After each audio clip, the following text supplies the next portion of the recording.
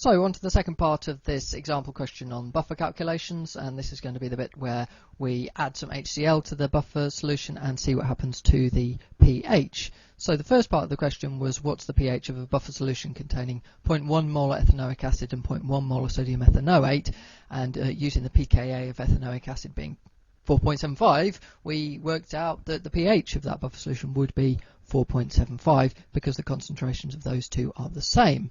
And the question now is, what is the buffer solution's its pH after the addition of 10 centimeter cubed of 1 mole per decimeter cubed HCl to 1 decimeter cubed of the solution? So we would expect the pH to go down because you've added some acid, but not too much because this is a buffer solution. So just representing this in a little picture, here we've got a decimeter cubed of the buffer solution. We're going to add 10 centimeter cubed of hydrochloric acid. So previously, how did we work out the pH? Well, we worked it out using this equilibrium between the weak acid forming some H+, and then at Ka being equal to products over reactants, and then rearranging this for H.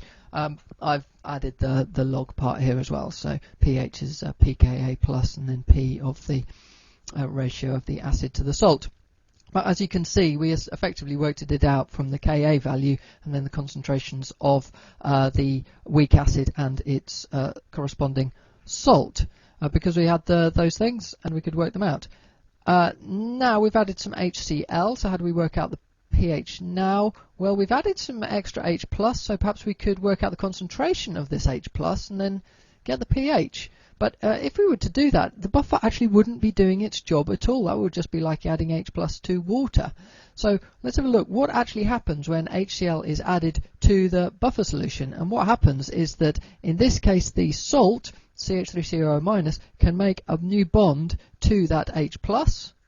And here's the product, and there is a new bond to the hydrogen, and the H+ has been absorbed. So to work out the pH, well, we can still use this Ka is the CH3COO- multiplied by H+ divided by the concentration of the weak acid, but we just have to take into account the fact that the CH3COO- has gone down slightly because one of these got sort of used up reacting with an H+, and the CH3COOH has gone up very slightly because we've now formed a new amount of the weak acid. So let's have a look at the actual quantities involved. How many moles of HCl are added? Well, it's 10 centimeter cubed of 1 molar, so the concentration times volume over 1,000, 1 times 10 over 1,000 is 0.01 moles of HCl acid, and because it's a strong acid, that means 0.01 moles of H+ have been added. Okay, and what have they been added to? Well, we were told that we had 1 decimeter cubed of the solution. So here's the equation of the weak acid and its salt. It's in a 1-to-1 ratio, and initially in the buffer solution it was a concentration of 0.1 mole per decimeter cubed for the weak acid, and both of these are the same for the conjugate base. There's the volume because it's 1 decimeter cubed, so we can work out that the number of moles of the weak acid was 0.1, the number of moles of the CH3COO- was also 0.1, but then after the H+ has been added, then we get a little bit more of the weak acid formed by an amount of the H+ that was added, and that was 0.01 from the previous slide. So that goes up slightly, and then for the CH3COO- that's gone down slightly because that's the one which was reacted and absorbed with the H+.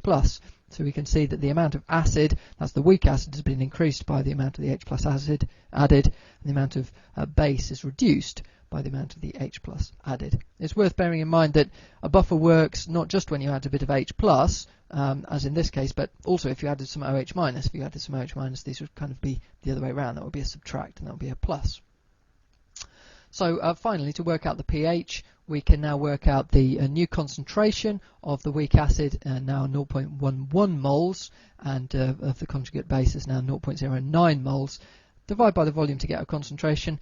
Now, the volume has actually gone up slightly because it was 1 decimeter cubed of the original volume of the buffer, and then we've added 10 centimeter cubed of the acid. In fact, this doesn't matter. They're going to cancel in the next equation, because the equation which we use for the pH is pKa plus P, and then the ratio of these two concentrations. So there's the pKa, and P is minus log and there is the concentration of weak acid, there's the concentration of the conjugate base, and as you can see those two would cancel out.